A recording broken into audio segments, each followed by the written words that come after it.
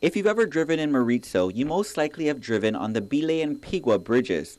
If those names don't ring a bell, you're probably more familiar with the one-lane traffic you might have experienced on those very bridges. The two one-lane bridges in Merizo, they're very poor structurally, very poor condition.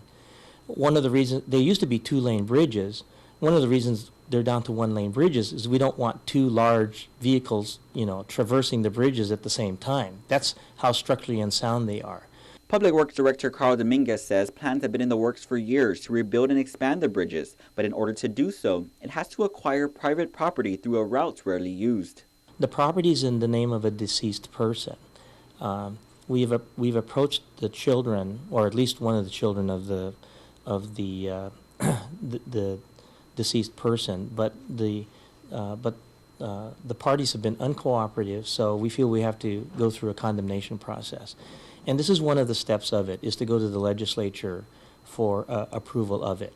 A draft bill was submitted to the Guam legislature last week to condemn about 240 square meters of property owned by the family of Ignacio Bautista Cruz in Merizo.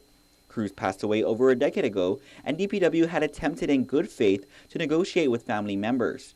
Dominguez says the family has refused all attempts to either meet or communicate with DPW.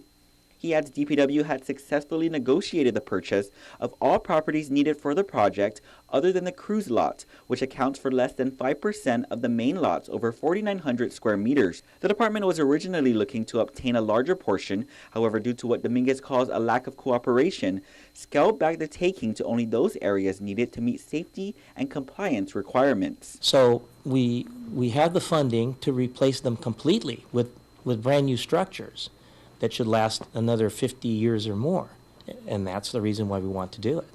The project is estimated to cost up to $4 million and is 100% federally funded. Dominguez adds there is still time for the family to negotiate, and unless the property is acquired, the project won't move forward. This is for the safety of the public and to make it more convenient to travel, down that part of the island.